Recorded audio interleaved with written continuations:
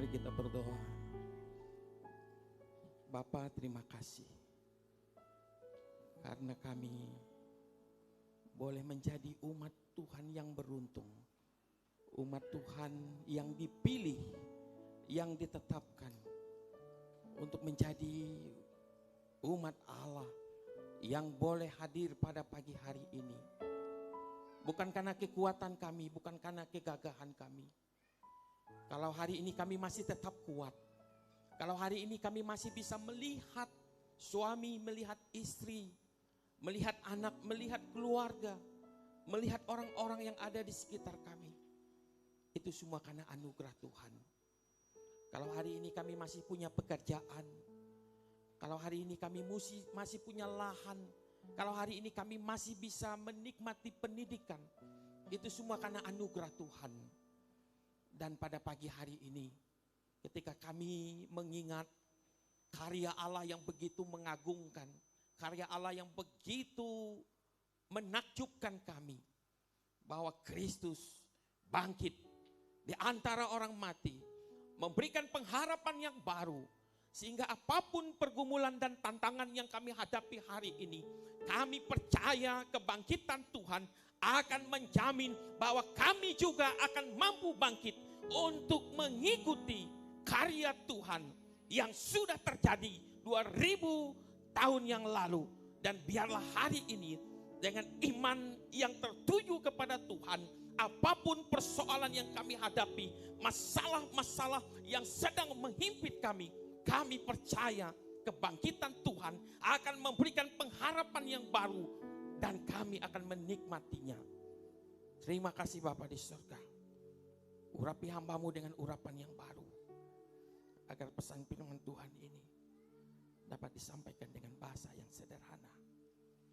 Buka hati kami dan kami siap untuk dilawat oleh Tuhan. Demi Kristus Yesus Tuhan dan Juru Selamat, setiap kita yang diberkati Tuhan, bersama-sama kita katakan amin, amin. Silakan duduk.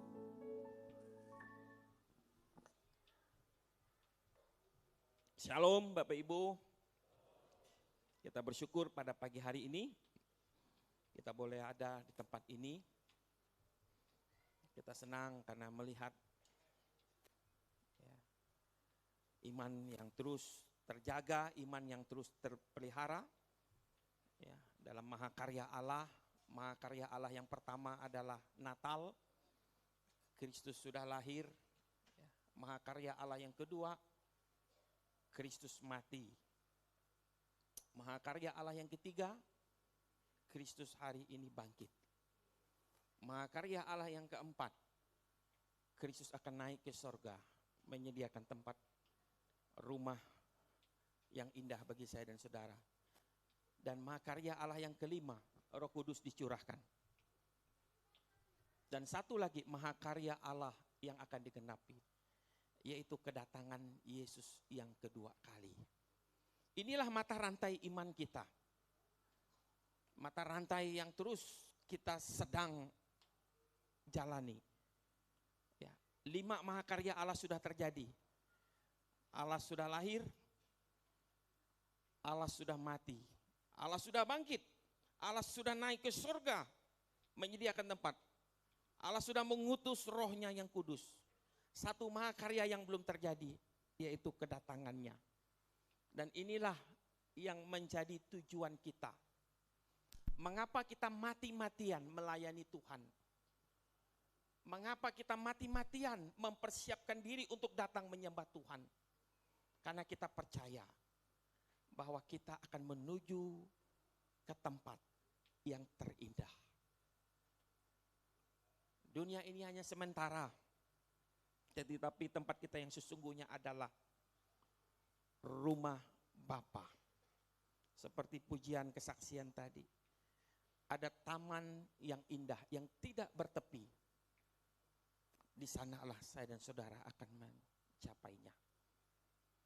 Dulu orang bilang garam itu asin. Lalu kita coba, ternyata benar garam itu asin. Maka ketika ada orang bilang, Pak, garam itu tidak asin, maka mati-matian kita akan terus membela bahwa garam itu benar-benar asin. Karena kita sudah mengalaminya. Begitu juga di dalam kehidupan rohani kita. Bahwa Tuhan itu ada.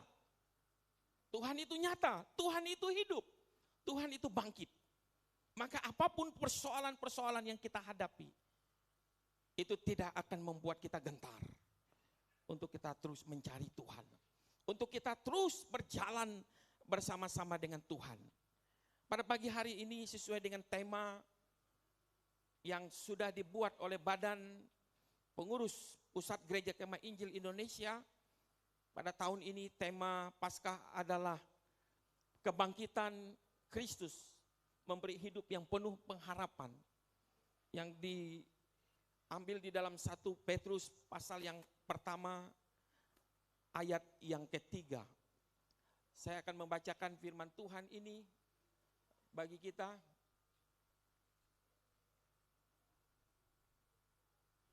1 Petrus pasal yang pertama ayat 3, demikian firman Tuhan. Terpujilah Allah dan Bapa Tuhan kita Yesus Kristus, yang karena rahmat-Nya yang besar telah melahirkan kita kembali oleh kebangkitan Yesus Kristus dari antara orang mati kepada suatu hidup yang penuh pengharapan. Jadi melahirkan kita kembali, saya kasih tanda merah sebagai hadiah kebangkitan Kristus, bahwa kita menjadi manusia baru. Kita menjadi manusia rohani. Kita bukan manusia duniawi, tetapi kita adalah manusia rohani. Karena sudah mengalami kelahiran baru. Dan hari ini kita akan bersama-sama merenungkan bagian firman Tuhan ini. Kekasih-kekasih Tuhan. Jadi tema firman Tuhan hari ini adalah kebangkitan Kristus memberikan hidup yang penuh pengharapan.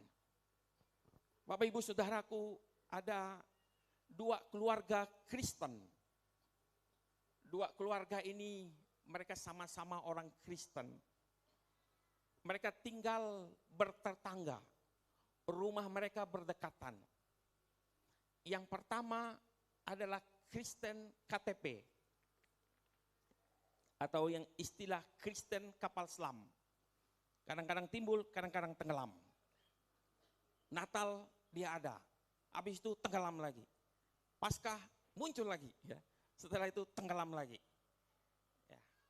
Lalu yang sebelahnya itu Kristen sejati. Ya. Dia sungguh-sungguh hidup percaya kepada Tuhan. Imannya dipelihara dengan baik. Lalu di antara rumah kedua orang Kristen ini berdirilah sebuah pohon yang besar. Jadi pohon ini besar. Akar-akarnya sampai ke bawah rumah kedua orang ini. Dan pohon ini berpuluh-puluh tahun semakin tinggi dan pohon ini sudah tidak kuat lagi untuk berdiri teguh, tegap karena sudah tua. Melihat pohon ini seakan-akan mau roboh. Maka kedua keluarga Kristen ini mereka sama-sama berdoa. Yang Kristen KTP tadi karena sudah mau ada pergumulan, baru dia cari Tuhan, Tuhan tolong. Seandainya kalau pohon ini tumbang, roboh, Tuhan tolong jaga rumah kami. Karena kami tidak punya apa-apa lagi, hanya rumah inilah yang kami miliki. Ini isi doa yang Kristen KTP tadi. Lalu orang Kristen yang sejati tadi, dia juga berdoa. Dia bawa itu dalam pergumulannya. Dan isi doanya sama, Tuhan, kalau Tuhan mau menolong kami mau minta kalau pohon ini roboh, jangan sampai pohon ini menimpa rumah kami. Jadi dua-duanya sama berdoa. Lalu suatu malam datanglah angin badai menghantam pohon itu. Lalu pohon itu, Bapak Ibu tahu, dia roboh menimpa rumah yang mana? Ternyata pohon yang besar itu roboh menimpa orang Kristen yang sejati tadi. Dia mulai bertanya, Tuhan mengapa Tuhan tidak dengar doa saya?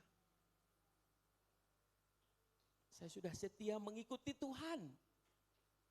Saya sudah menyembah Tuhan. Saya sudah mencari Tuhan. Saya sudah mengutamakan Tuhan. Totalitas hidup saya berikan kepada Tuhan. Tetapi mengapa ketika saya berdoa agar pohon ini tidak menimpa rumah saya, Tuhan tidak mendengar doa saya? Dia mulai menangis. Dan dia mulai bertanya, mengapa Tuhan tidak menjaga dia? Lalu orang Kristen KTP tadi, dia mulai sombong. Lihat saya, jarang ke gereja. Sekali berdoa Tuhan langsung dengar. Kamu setiap hari ke gereja, Tuhan tidak jawab doamu. Akhirnya di tengah kesedihan keluarga Kristen yang sejati ini tadi, tiba-tiba di sebuah kota ada seorang bapak yang tinggal di rumah yang besar. Ya. Lalu tiba-tiba pada hari itu datang seorang wartawan.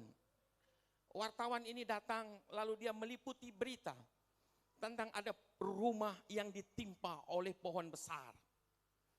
Lalu berita ini dia masukkan ke dalam surat kabar koran di kota itu. Lalu pengedar koran ini, dia bagikan koran ini di kota itu. Datanglah koran itu di sebuah rumah yang besar.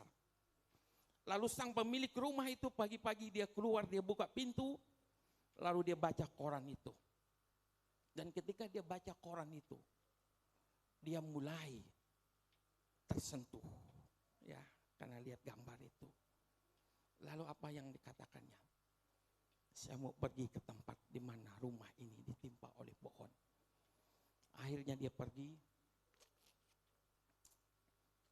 Dan ketika dia berjumpa dengan keluarga Kristen yang setia tadi, yang sedang menangis di lokasi di rumah yang ditimpa oleh pohon, bapak ini berkata, Pak, Ibu, saya sangat sedih atas bencana yang menimpa rumah Bapak Ibu.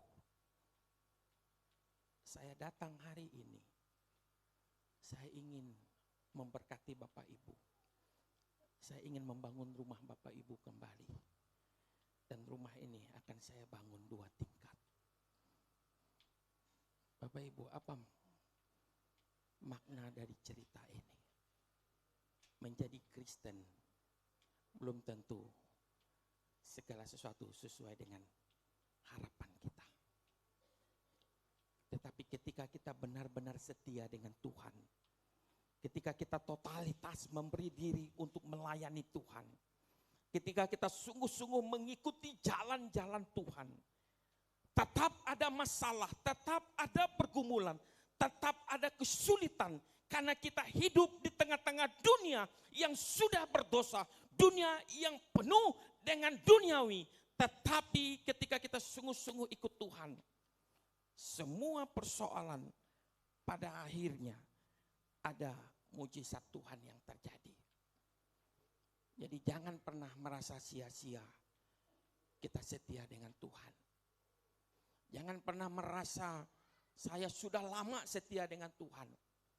Karena Tuhan tidak akan pernah mengingkari janji-janjinya. Saya lihat orang tua yang setia, pasti anaknya diangkat oleh Tuhan.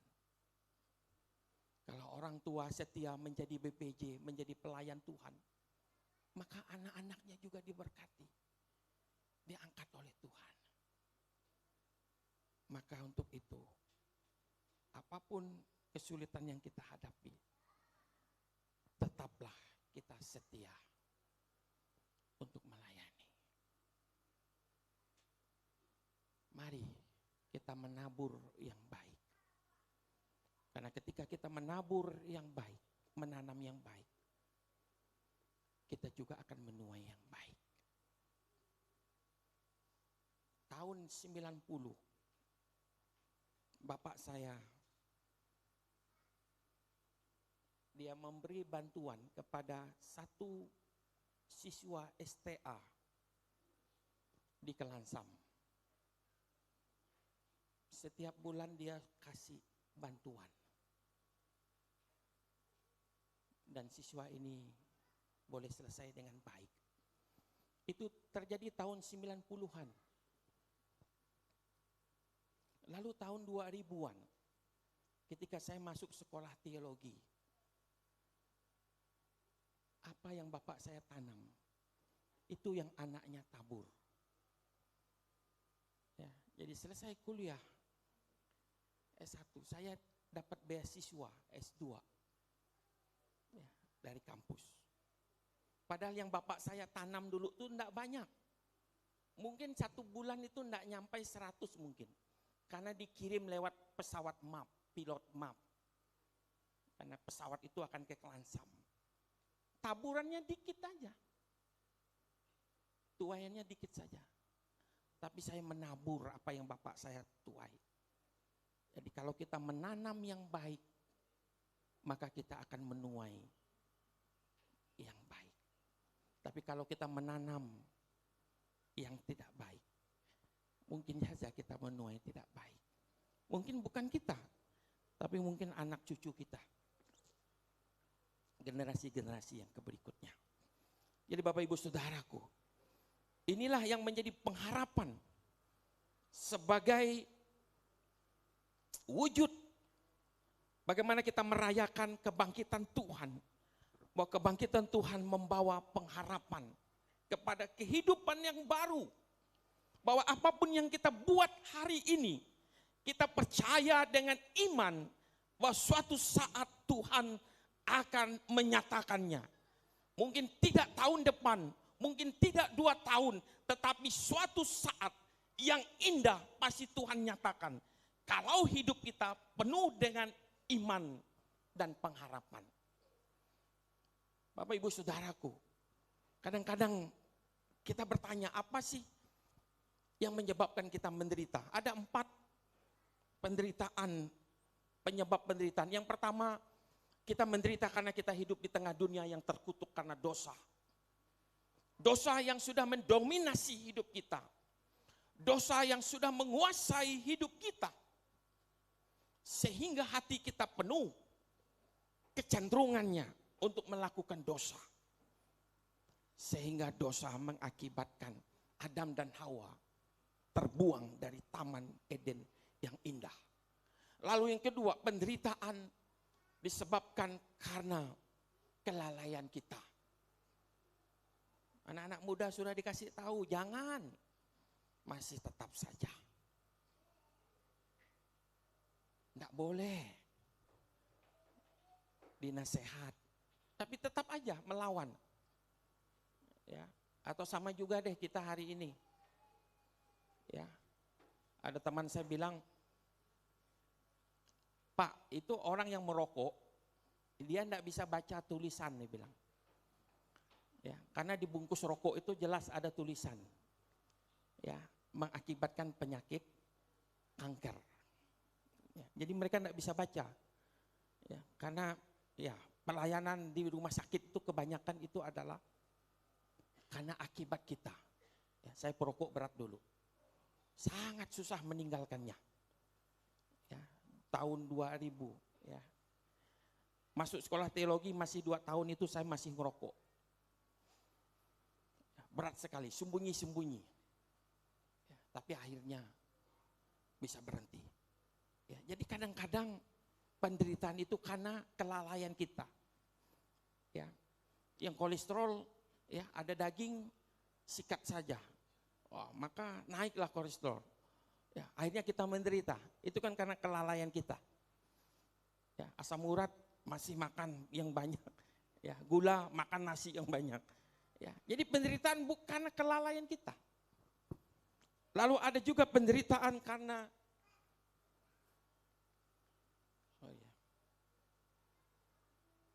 karena disiplin Tuhan.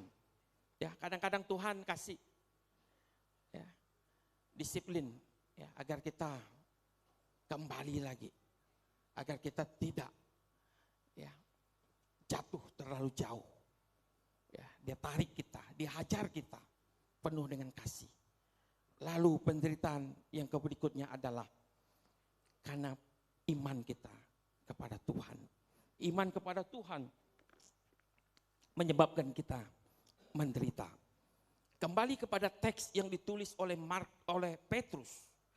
Jadi surat 1 Petrus ini adalah surat yang ditulis oleh Petrus kepada orang-orang percaya, orang-orang Yahudi yang tersebar. Mereka tidak ada lagi tinggal di Kanaan, tetapi mereka ada di kota-kota di seluruh bangsa.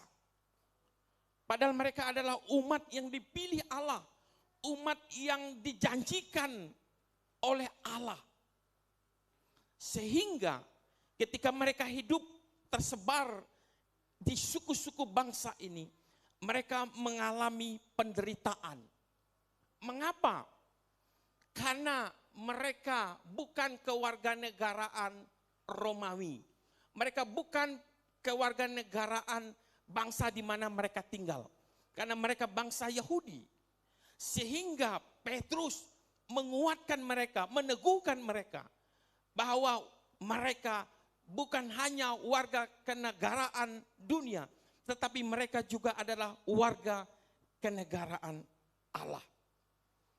Kalau mereka memiliki dua kewarganegaraan ini, penderitaan yang mereka hadapi adalah yang pertama, mereka harus membayar pajak kepada negara di mana mereka tinggal.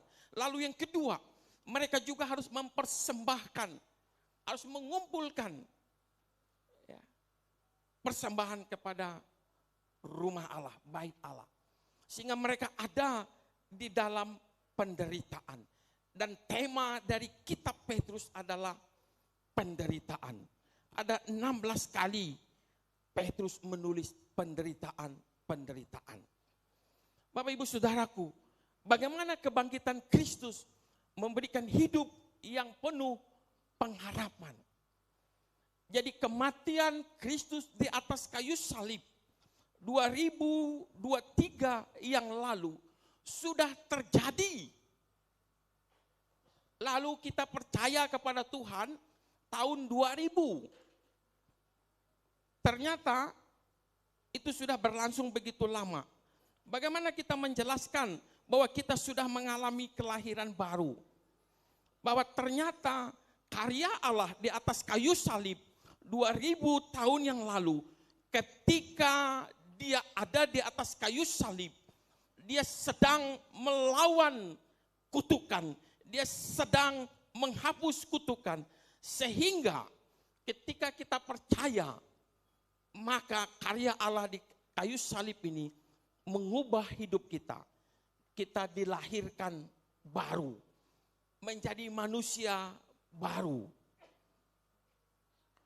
Inilah karya kebangkitan Tuhan 2000 tahun yang lalu. Saya bertobat tahun 2000. Yesus disalibkan 2000 tahun yang lalu. Apakah ketika saya menjadi heroin yang baru, saya dilahirkan ketika saya menjadi percaya kepada Tuhan, maka saya menjadi manusia baru.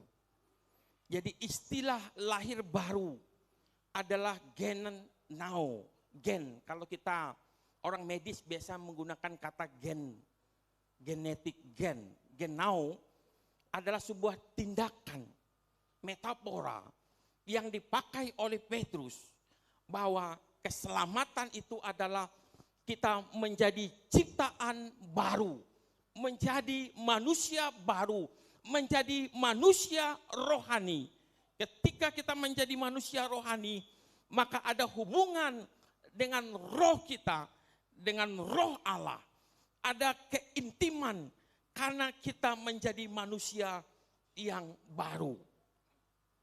Bapak Ibu Saudaraku, ini yang menjadi konsep dari Petrus ketika dia menggambarkan tentang apa itu keselamatan. Jadi kelahiran baru adalah sebuah awal menjadi sesuatu yang baru. Jadi menjadi Kristen, kita tidak hanya mengalami perubahan secara transformasi, Kita tidak mengubah mental kita. Kita tidak hanya mengubah perilaku kita. Tetapi yang Petrus maksudkan menjadi manusia baru. Kita tidak hanya mengubah pola pikir kita. Tetapi kita juga mengubah hati kita yang penuh dengan dosa.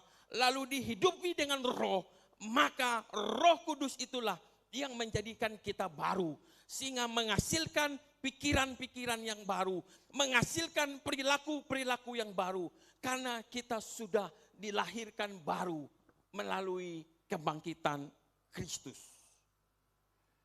Bapak Ibu Saudaraku,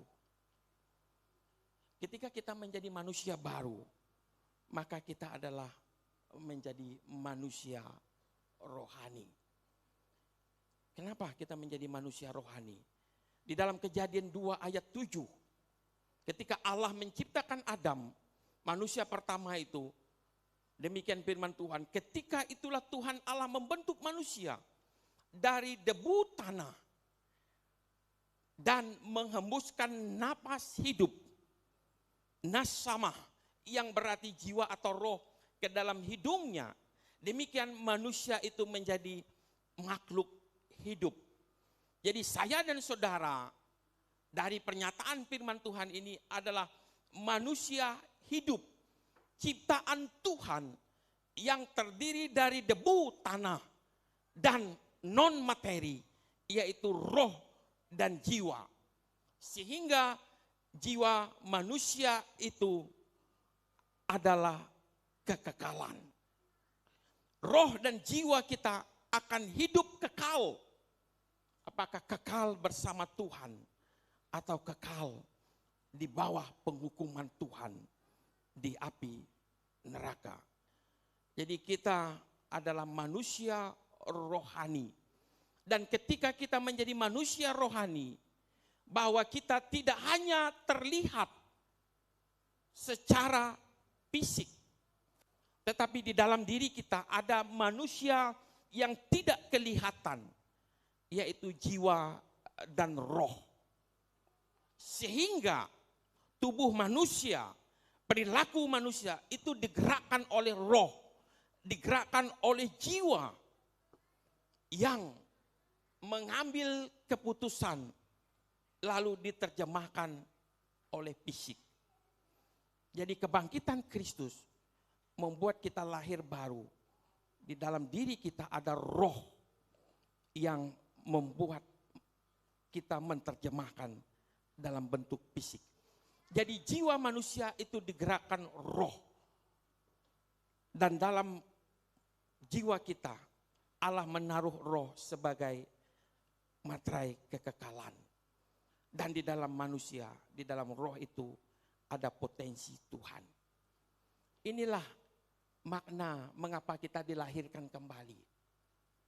Bukan berarti tiba-tiba berubah. Karena kelahiran baru, percaya kepada kebangkitan Kristus. Tiba-tiba saya menjadi langsing. Tiba-tiba perut saya mengempes karena kelahiran baru. Tidak. Tetapi ada Roh Kudus yang masuk ke dalam batiniah saya. Sehingga saya menjadi manusia yang baru. Yang tadinya menjadi pemabuk, sekarang menjadi pelayan Tuhan. Yang tadinya menyukai kejahatan, ketika dia mengalami kelahiran baru, dia menjauhi kejahatan. Yang tadinya dia tidak suka melayani Tuhan, ketika dia mengalami kelahiran baru, dia mulai memberi hidupnya untuk melayani Tuhan. Bapak Ibu Saudaraku, inilah kebangkitan Kristus yang mengubah saya dan saudara. Apa makna kelahiran baru bagi saya dan saudara ketika kita merayakan Paskah? Jadi makna yang pertama adalah ada identitas baru. Kita menjadi keluarga baru, menjadi manusia baru. Sehingga kita memiliki pengharapan. Ketika Petrus menulis surat ini, Petrus tahu jemaat yang ada, mereka sedang ditolak oleh dunia. Karena mereka bukan berasal dari negara itu. Tetapi mereka punya identitas baru.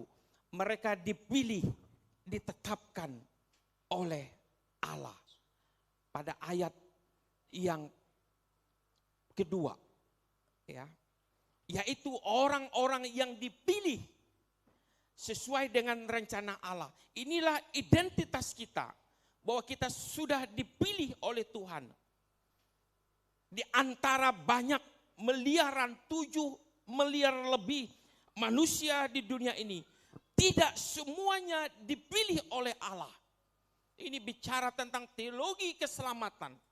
Hanya orang yang menerima Yesus, yang meresponi anugerah itulah yang dipilih dan hidup di dalam rencana Allah dan dikuduskan, disucikan untuk taat kepada Kristus melalui darahnya dan hidup di dalam kasih karunia penuh damai sejahtera dilimpahkan. Inilah identitas saya dan saudara. Ketika kita merayakan Paskah, kita bersyukur karena saya dipilih menjadi anak Allah. Ada identitas baru, ada nama baru yang Tuhan siapkan bagi saya dan saudara. Ini yang membuat kita bersuka cita. Pak Gembala senang dulu. Di antara 1 juta pria-pria yang dikenal oleh Ibu Dice, Pak Yuslah yang dipilih untuk menjadi penampingnya. Sehingga membuat dia bahagia. Begitu juga saya dan saudara.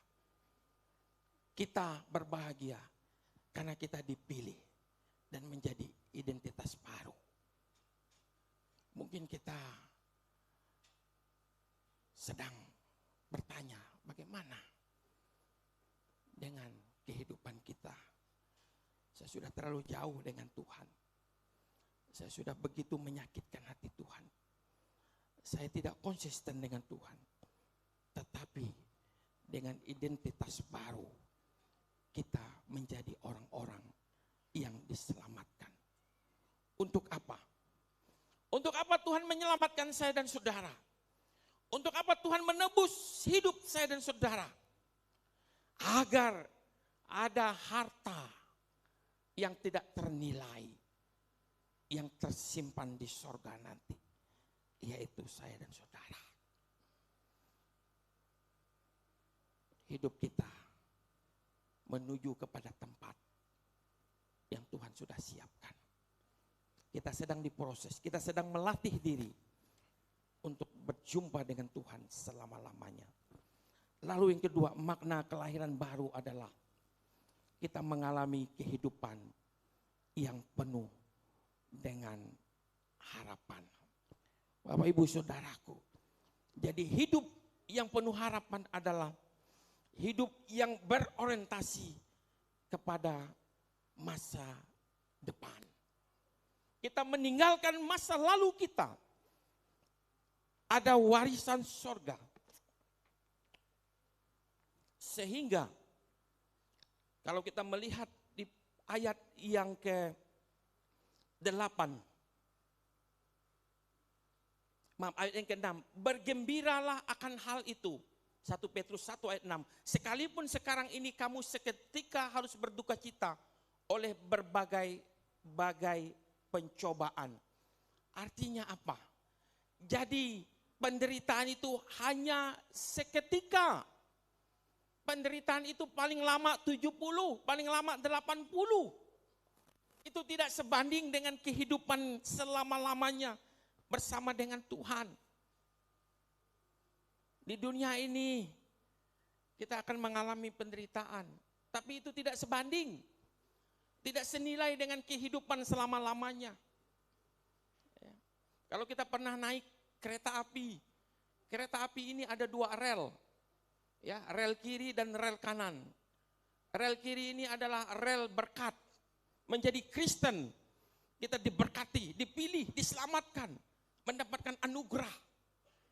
Ya. Saya yakin setiap kita menjadi orang-orang yang kaya.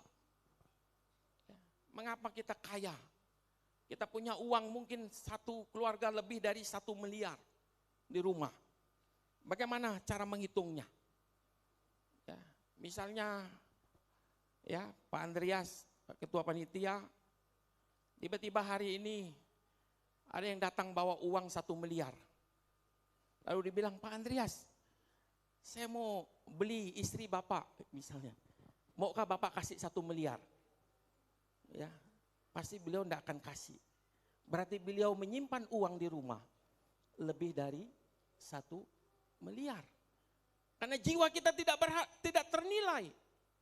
Kita lahir telanjang, kita tidak punya apa-apa. Tidak pernah ada orang lahir tiba-tiba pakai jas, tiba-tiba pakai dasi. Telanjang, tidak punya apa-apa. Kalau hari ini kita punya pakaian, kalau hari ini kita punya pekerjaan, kalau hari ini kita punya kebun, kalau hari ini kita punya rumah, karena kita sudah menikmati kekayaan, karena kasih karunia Tuhan. Punya mobil, punya kendaraan. Dulu kita tidak punya apa-apa. Inilah berkat rel yang pertama. Lalu rel yang kedua adalah penderitaan. Ya. Penderitaan, sakit penyakit, pergumulan, ya, persoalan-persoalan. Jadi antara berkat dengan penderitaan ini silih berganti. Sehingga kereta api ini bisa jalan. Karena ada rel kiri, rel kanan ini. Ya, jadi menjadi Kristen ada berkat, ada penderitaan, ada berkat, ada penderitaan. Selama kita ada di dalam dunia ini. Kecuali kalau kita sudah kembali ke tempat ukuran 2x3. Kita tidak merasakan apa-apa. Maka kalau ada yang meninggal, jangan taruh Alkitabnya di dalam peti. Sayang sekali. Karena yang meninggal, dia tidak bisa baca Alkitab. Yang kita hidup inilah baca Alkitab. Ya, Alkitab jangan ditaruh di dalam peti. Ya, karena orang yang meninggal, dia tidak tahu apa-apa lagi. Karena rohnya, jiwanya, sudah kembali ke kekekalan. Yaitu sebuah tempat yang bernama Seol. Di situ dikumpulkan dulu. Ketika Kristus datang, baru mereka dibangkitkan. Diganti dengan tubuh kemuliaan. Bapak Ibu Saudaraku. Jadi hidup baru yang penuh dengan pengharapan. Karena kasih Tuhan. Lalu yang ketiga, bagaimana makna hidup baru? Yaitu orang yang mengalami kelahiran baru oleh kebangkitan Kristus adalah dia memiliki perspektif baru dalam melihat penderitaan. Yang ketiga, ada sukacita di dalam penderitaan. Seringkali kita berpikir kalau sudah ikut Tuhan maka semuanya aman. Semuanya tidak masalah, lurus-lurus saja. Sehingga ketika kita ada di dalam lembah kekelaman, kita mudah down, kita mudah murtad. Kita berpaling dari Yesus. Karena konsep kita, ikut Yesus maka kita akan sukses. Ikut Yesus maka hidup kita akan berkelimpahan. Ikut Yesus maka segala sesuatu berhasil. Ini kadang-kadang yang sering terjadi. Karena konsep kita salah. Ikut Yesus kamu harus menderita. Kamu harus pikul salib. Kamu harus menyangkal diri. Tuhan tidak pernah ciptakan sukacita. Tetapi ada duka cita. Ada malam, ada siang. Terus berganti, terus berputar. Ketika senang, semuanya lancar. Kita tetap kuat. Kita tetap setia melayani Tuhan. Kita semangat untuk datang ke gereja. Tetapi bagaimana ketika penderitaan itu datang di dalam kehidupan kita? Apakah kita tetap kuat? Atau mungkin kita sudah mulai menyalahkan Tuhan? Seringkali itu yang terjadi. Karena apa? Karena kita berpikir ikut Tuhan aman-aman saja. Tidak. Paulus begitu hebat karirnya, begitu pintar otaknya. Dia menulis 13 kitab di dalam perjanjian baru. Apakah orang yang begitu intim dengan Tuhan tidak mengalami penderitaan? Oh, dia hafal semua penderitaannya. Berapa kali aku karam kapal, berapa kali aku kedinginan, berapa kali aku digigit ular, berapa kali aku mengalami penderitaan. Apakah Paulus lari dari Tuhan? Apakah dia mundur dari Tuhan? Tidak. Dia berkata, saya tetap mengikuti Tuhan. Bapak Ibu, jadi kita tidak boleh ikut Tuhan hanya karena mau berkat-Nya saja. Kita tidak boleh ikut Tuhan hanya karena mau keberhasilan, tapi badainya kita tidak mau memikulnya.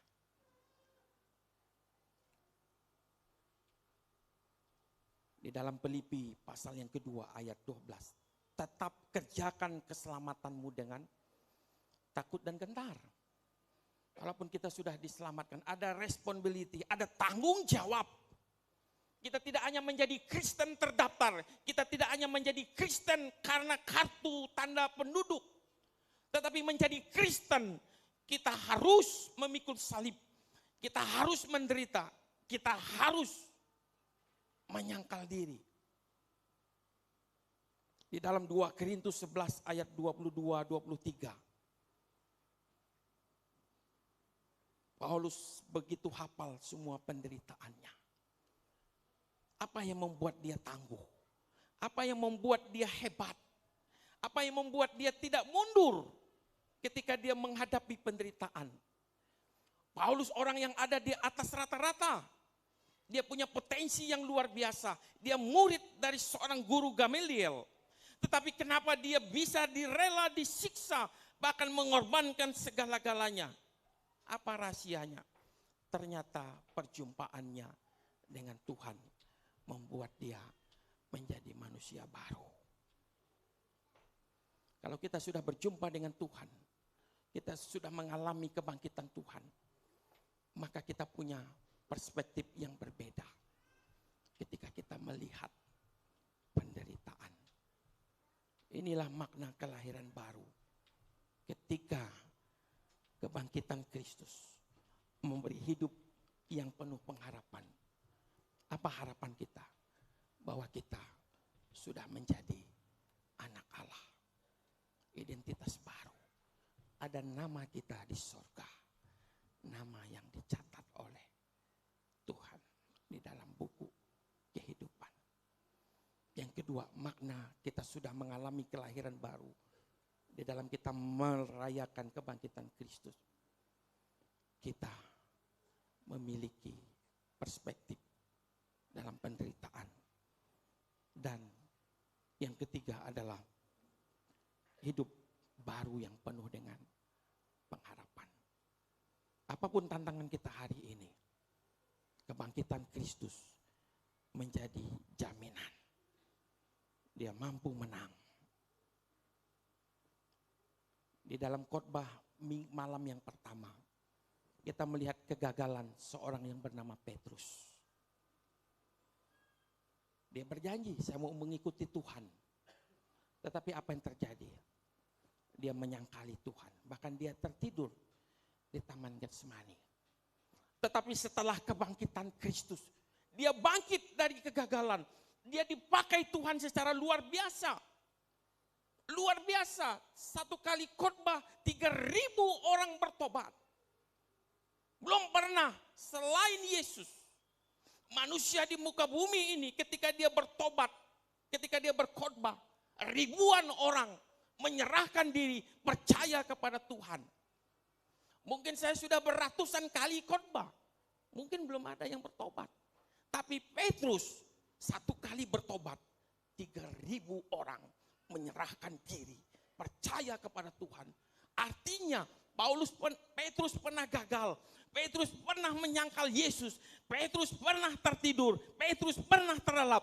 Tetapi kebangkitan Kristus mengubah segala-galanya. Sehingga Petrus menjadi orang yang luar biasa untuk mengikuti Kristus sebagai Tuhan dan Juru Selamatnya. Kiranya kebangkitan Kristus juga akan membuat kita tetap kuat. Untuk kita tetap bangkit dari kegagalan, dari luka batin, dari kekecewaan, dari persoalan-persoalan duniawi. Dan kita ingin berkata bahwa saya mau ikut Yesus selama-lamanya. Inilah makna kebangkitan Kristus yang membawa pengharapan. Untuk kita tidak mundur dari masalah hidup. Kita tidak tahu apa yang terjadi. Politik semakin menekan kita. Ekonomi semakin menekan kita. Kita sedang ada di tengah tantangan disrupsi. Ada pengaruh-pengaruh teknologi yang bisa membuat iman kita goyah. Yang membuat kita bisa lari dari tata nilai yang sesuai dengan firman Tuhan. Kiranya Tuhan memberkati kita. Mari kita berdiri. Bapak Ibu Saudaraku, ini adalah ibadah terakhir dalam perayaan Paskah pada tahun 2023 ini. Kita rindu agar kita tetap bangkit. Agar kita tetap hidup di dalam pengharapan. Agar iman kita iman yang besar. Iman yang kuat. Iman itulah yang membuat kita hidup di dalam pengharapan. Saya undang worship leader dan singer untuk maju ke depan. Saya mau membawa kita naikkan pujian. Ku mau cinta Yesus selama-lamanya. Sebagai komitmen kita bahwa kebangkitan Tuhan membuat kita kuat. Membuat kita semakin mencintai Yesus. Mungkin dunia meninggalkan kita. Mungkin dunia meremehkan kita. Mungkin dunia menganggap kita tidak penting, tidak bernilai. Tetapi kebangkitan Kristus boleh menyatakan anugerah bahwa kita sudah dipilih, diselamatkan oleh Tuhan. Mari kita naikkan ku mau cinta Yesus. Bukan hanya hari ini. Bukan hanya selama Paskah, tetapi saya mau cinta Yesus selama-lamanya. Ku mau cinta Yesus selamanya. Ku mau cinta Yesus selamanya.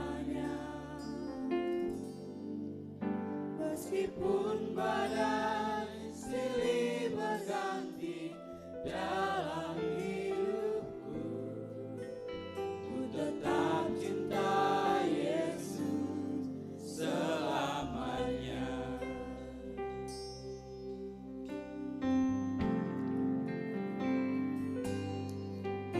Ku mau cinta Yesus selamanya. Ku mau cinta Yesus selamanya.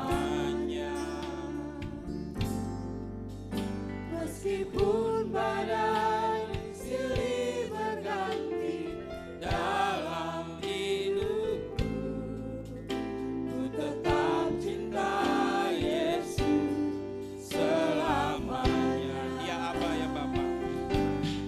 Ya Aba, Bapa, ini aku anakmu, layakanlah seluruh hidupku.